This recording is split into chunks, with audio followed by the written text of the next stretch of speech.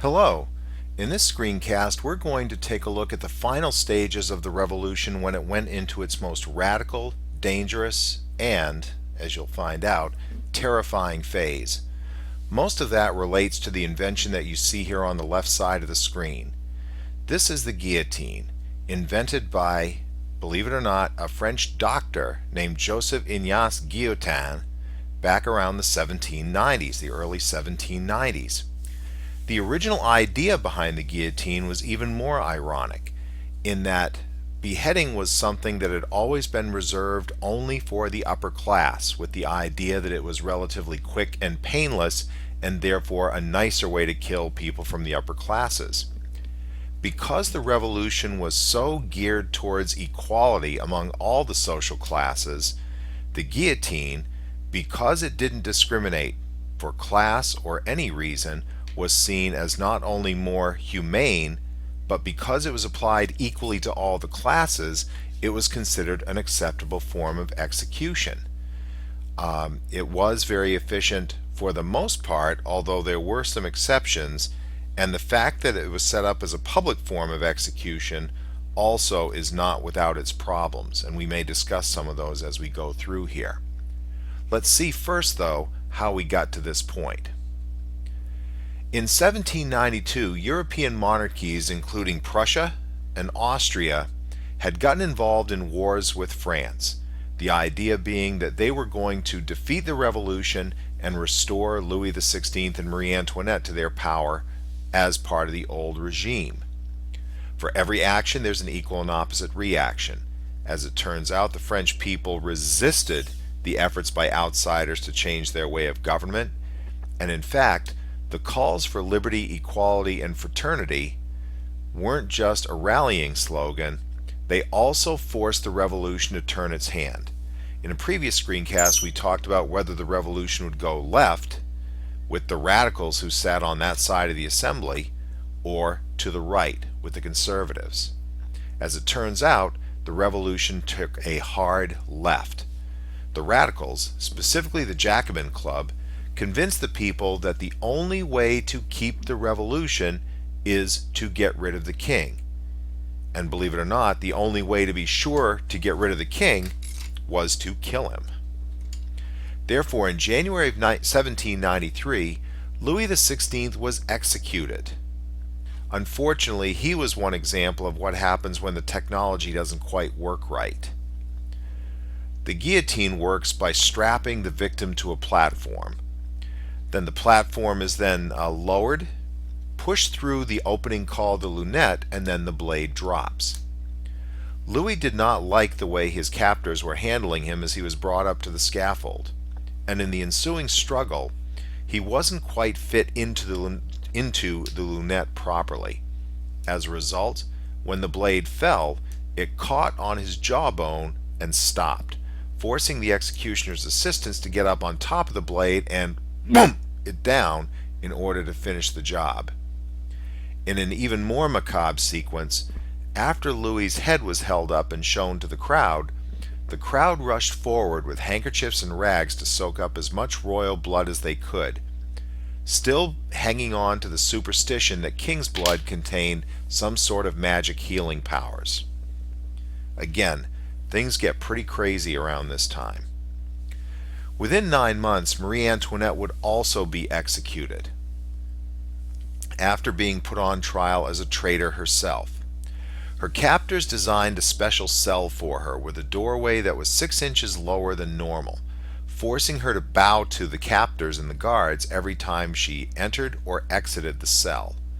She was also brought to the scaffold in a simple peasant cart called a tumbrel, normally used for hauling cow manure into the fields as fertilizer. Marie's execution marks the beginning of what's known as the Terror, or Reign of Terror, and ruling over it was the Jacobin Club. At the head was Robespierre, kind of the guiding light, the brains of the radical movement, and a great believer in terror as a way of enforcing the revolution. The mouthpiece of the movement was Jean-Paul Marat. You may remember his newspaper, The People's Friend, which was constantly calling for more and more violence as a way of enforcing revolutionary ideas. If Robespierre was the brains and Marat was the mouthpiece, the guts of the revolution was Georges-Jacques Danton.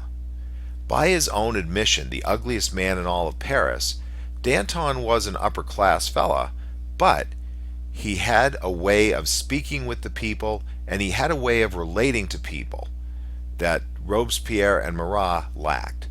Danton knew the best places to drink. He knew the dirtiest jokes. He knew the funniest stories. And as a result, he connected with the masses in a way that Robespierre never could. This is going to play itself out a little bit later. Marat doesn't see the revolution come to full flower, as shortly after the death of Marie Antoinette, Marat himself is assassinated by a 17-year-old woman named Charlotte Corday. Corday is convinced that the death of Marat was going to calm things down and bring a peaceful result back to France. Instead, it has the opposite effect. In this famous painting by Jacques-Louis David, the dead Marat is draped in his bathtub, his medicinal bathtub, after his stabbing, much the same way that Jesus is draped across his mother Mary's lap in different representations of the Pietà. As a result, the death of Marat does not cause peace in France, but instead turns him into a saint and turns the revolution into an even more holy cause.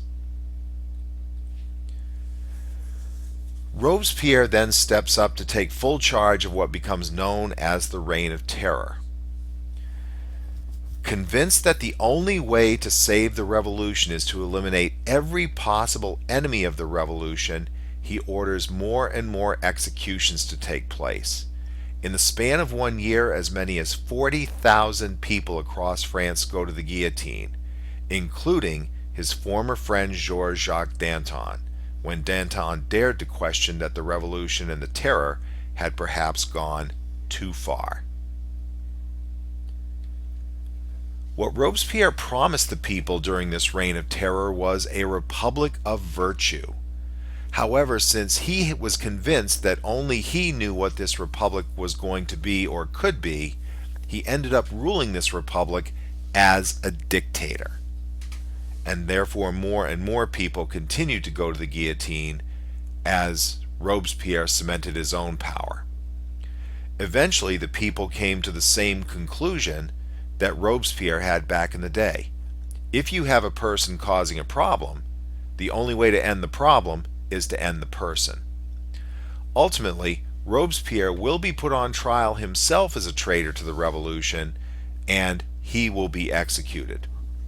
His execution will end up ending the Reign of Terror, but not before tens of thousands of people die either through the guillotine or through the continuing civil wars that raged throughout the countryside during this time period.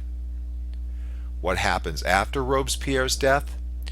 Well, not wanting to place too much power in the hands of one individual, France sets up a directory, a 5-man committee, thinking, not without cause, that dividing up the power is going to be more effective. Unfortunately for France, it isn't. The directory turns out to be very ineffective and a very unpopular government with the people. So much so that by 1799, a French general named Napoleon Bonaparte, who had actually saved the directory during riots earlier in the decade, decides to seize power for himself and become first consul of France. If that title might sound familiar, you probably remember the days of the ancient Roman Empire, when Julius Caesar comes to power and first of all declares himself first consul and eventually dictator. Napoleon will not declare himself a dictator, but by 1804 he will declare himself Emperor of France. In fact, he takes the crown from the Pope and ends up placing it on his own head. Therefore, the first definition of revolution, as stated in the dictionary, a complete cycle, a complete turn around one complete cycle. That definition comes true here. In 1789, France was ruled by one man who had almost absolute power. Through 10 years, they cycle through a national assembly, a limited monarchy, a republic, a dictatorship under Robespierre, ruled by committee, and ultimately comes back to one man, one rule. What Napoleon will do with that one rule will change European history forever, and it will start Europe down a 100-year path to what becomes World War I. We'll take that up in another screencast. See you then.